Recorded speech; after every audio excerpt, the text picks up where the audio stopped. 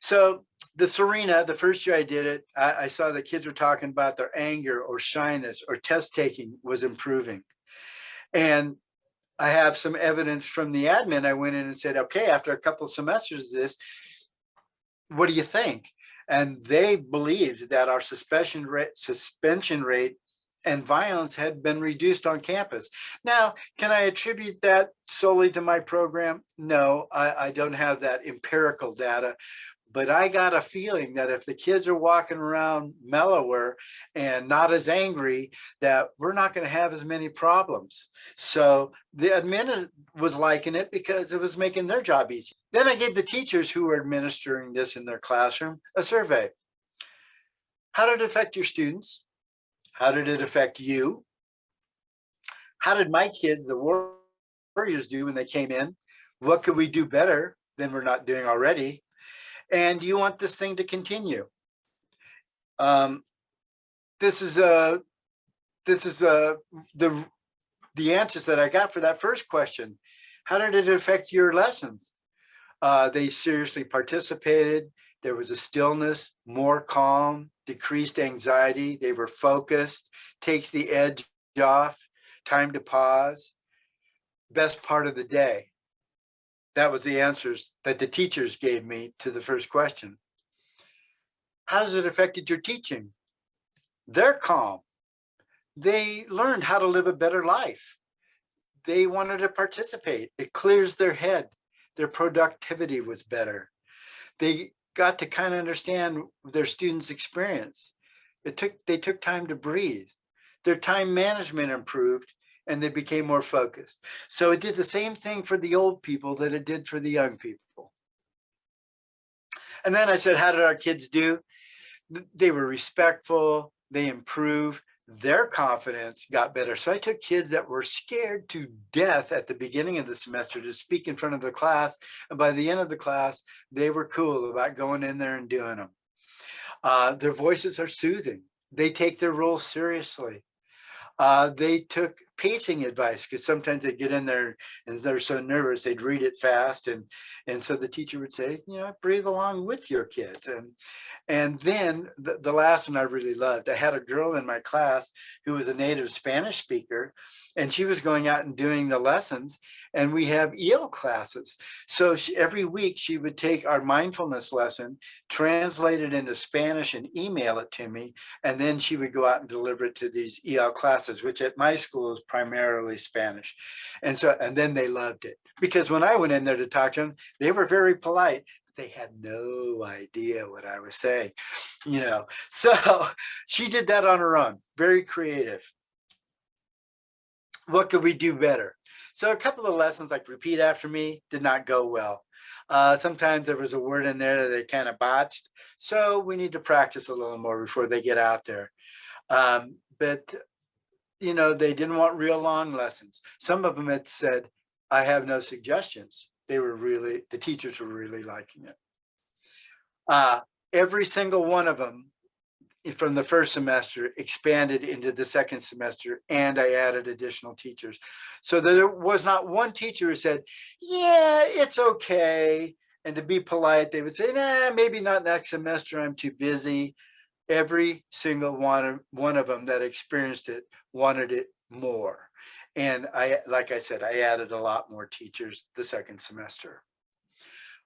So I surveyed the kids that had gotten it. The negative, I wanted to spell that out. Out of 400 plus responses, 7 of them said it didn't do anything for them. 7 out of 400, that's an A. I'll take that anytime. And with those 7, we can work on that. Some of them said they didn't like it. Okay, you don't have to participate if you don't like it. If it bothers you or it triggers you or makes you feel uncomfortable, that's cool. It makes you sleepy. Well, we'll talk about that sleep deprivation a little bit. And they want the choice not to do it. They always have the choice not to do it. This is not mandatory. This is voluntary. But the positives were overwhelming. It's relaxing. It reduces my stress. It clears my brain. I love the peace and quiet.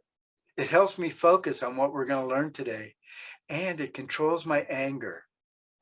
Gee, what a surprise. So what comes next? I'm not satisfied with the way it is. There's a lot of things we can improve. It's still pretty new. So I want to continually calibrate and improve the delivery to the and data collection in the classroom. I'm sure that I'll come up with some other stuff. I want to make sure it's working. I won't continue it if it doesn't work.